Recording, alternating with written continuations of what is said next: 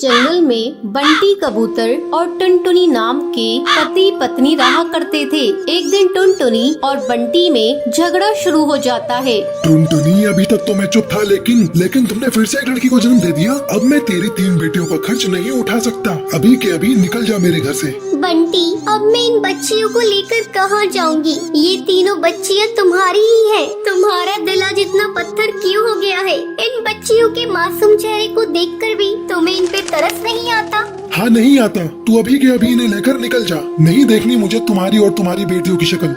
बंटी, आज तुम जिन बेटियों को घर से बाहर निकाल रहे हो, एक दिन तुम्हें इन बेटियों पर नाज होगा। मैं इन्हें लेकर जा रही हूँ। अगर तुम्हें एतराज ना हो तो मैं तुम्हारे पास वाले पेड़ पर झोपड़ी बनाकर उसमें रहना चाहती हूँ। जाकर रह ले, लेकिन मुझसे कोई वास्ता मत रखना। टुनटुनी उस पेड़ पर झोपड़ी बनाकर उसमें रहने लगती है और पड़ोस के घरों में झाड़ू पोछे का काम करने लगती है। एक दिन, माँ, बहुत जोरों की भूख लग रही है, कुछ खाने को दे दो। अच्छा बेटा, तुम लोग यहाँ बैठ जाओ, मैं अभी तुम लोगों को खाना देती हूँ। टुनटुनी अपनी तीनों बेटियों को खाना खाने के लिए देती है। माँ, आप रोज रोज सूखी रोटी ही देती हो खाने को। जब हम पापा के घर थे तब हमें खिचड़ी भी मिलती थी खाने को। माँ, पापा ने हम लोगों को क्यों घर से निकाल दिया? क्या बताऊँ बेटी, पापा ने हम लोगों को क्यों घर से निकाल दिया? तुम लोग जल्दी जल्दी खाना खा लो, मैं कल तुम लोगों को किसी तरह खिचड़ी बनाकर खिलाऊंगी। रात में सभी सो जाती है,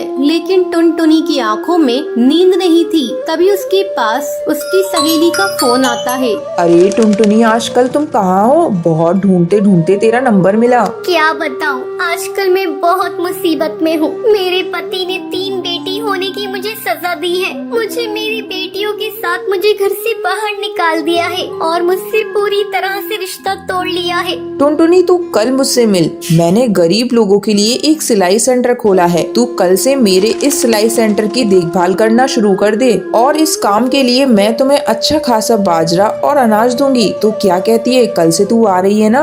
हाँ, मैं कल आ रही हूँ। तूने मेरे इस बुरे समय में मेरा साथ दिया है। अगले दिन से टुनटुनी सिलाई सेंटर को संभालने लगती है। कुछ ही दिनों में टुनटुनी अपनी बेटियों का एडमिशन एक अच्छे स्कूल में करा देती है। माँ, ये देखिए, हम तीनों अपनी अपनी क्लास में फर्स्ट आए हैं। हाँ बेटा, तुम इसी तरह मन लगाकर पढ़ना और एक दिन अपने माँ बाप का नाम रोशन करना। कुछ सालों बाद टुनटुनी की तीनों बेटियां पुलिस अफसर बन जाती हैं और अपनी माँ के साथ खुशी खुशी रहने लगती हैं। सुंदरवन जंगल में कालू कौए नाम का एक ढाबा था। वो बहुत ही ज्यादा मशहूर ढाबा था। जो भी पक्षी वहाँ से गुजरता था वो उसके ढाबे का खाना खाए बगैर नहीं जाता था। अब कालू कौए को इस बात का बहुत घमंड आ जाता है। एक रात की बात है, टूनी नाम की गरीब भिखारन चिड़िया उसके ढाबे पर आती है। कालू भैया, ऊपर वाले के नाम पर कुछ दे दो रे भैया। ऊपर वाला तुम्हें खुश रखेगा। मैं भूखी हूँ भैया। तुम्हारा होटल तो कितना बड़ा है। चल भाग यहाँ से, आई बड़ी बेकार। जब देखो मुंह उठाकर आ जाते हैं। ये ढाबा है, कोई धर्मशाला नहीं। ये कहकर कालू कौवा टूनी चिड़िया को धक्के मार के वहाँ से निकाल देता है। अगले दिन कालू कौवे का नौकर चिंटू चिड़ा आता है। मालिक, वो भिखारन टूनी चिड़िया ढाबे के बाहर भूख के मारे मर गई है। अब क्या होगा? अरे ये क्या हो गया? सुन चिंटू, जल्दी से इसकी लाश को पीछे वाले कुएं में डाल दे, किसी को पता नहीं चलेगा। अब वो टूनी चिड़िया की लाश को कुएं में डाल देते हैं। ऐसे ही काफी दिन गुजर जाते हैं। एक दिन रात के टाइम सोनू कबूतर अपने परिवार के साथ ढाबे पर आता है। पापा, मैं तो मटर पनीर खाऊंगी, जल्दी से मंगवा दो, मुझे बहुत तेज भूख लग रही है। तभी वहाँ पर टूनी चिड़िया की आत्मा आती है। बोले, आपको क्या चाहिए? क्या खाएंगे आप? दाल चावल, matar paneer, shahi paneer, chicken korma, chicken fry, क्या लेकर आऊँ आपके लिए साहब? हमारे लिए 3 प्लेट मटर पनीर की ले आओ, बहुत तेज भूख लग रही है, जल्दी से लेकर आना। अरे लेकिन एक बात पूछूं, तुम इतनी डरावनी सी कैसे हो? तुम्हें देखकर कोई डर जाए। गरीबों के हालात ऐसे ही होते हैं, हर कोई हमारा मजाक उड़ाता है। ये कहकर वो वहाँ से चली जाती है। तभी कालू कौवा वहाँ पर आता है। नमस्ते साहब, माफ कीजिए, थोड़ा लेट हो गया। नौकर भी नहीं है काम के लिए। बताइए आपको क्या चाहिए, मैं अभी गरम गरम लेकर आता हूँ। भाई साहब, आप कैसा मजाक करते हैं? अभी अभी आपके ढाबे पर काम करने वाली चिड़िया हमारा ऑर्डर लेकर गई है। बहन जी, लगता है आपको कोई गलतफहमी हुई है। मेरे यहाँ कोई चिड़िया काम नहीं करती। ये सुनकर वो तीनों वहाँ से भाग जाते हैं। अब रोजाना कालू कौवे के ढाबे पर अजीब अजीब घटनाएं होने लगती हैं, जिससे सब पक्षी डर जाते हैं और उसके ढाबे पर आना छोड़ देते हैं। एक दिन चिंटू चिड़ा कालू कौवे से कहता है, साहब मुझे लगता है ये वही बेकारन चिड़िया कर रही है जिसे आपने खाना खाने के लिए नहीं दिया था और उसकी मौत हो गई। हाँ चिंटू, मुझे भी लगता है। तू ही बता मैं क्या करूँ। साहब मैं एक जादूगरनी को जानता हूँ, वो सब पक्षी की आत्मा को काबू करना जानती है। अगले दिन कालू कौवा और चिंटू चिड़ा जादूगरनी की गुफा में जाते हैं और उसे सारी बात बताते हैं। कालू कौवे, ये तुमने क्या किया? इतने घमंड में आकर तुमने एक मासूम चिड़िया की जान ले ली। अब जादूगरनी अपने जादू मंत्र से टूनी चिड़िया की आत्मा को वहाँ पर बुलाती है। किसी ने भी मुझे नुकसान पहुंचाने की कोशिश की, मैं उसे मार दूंगी।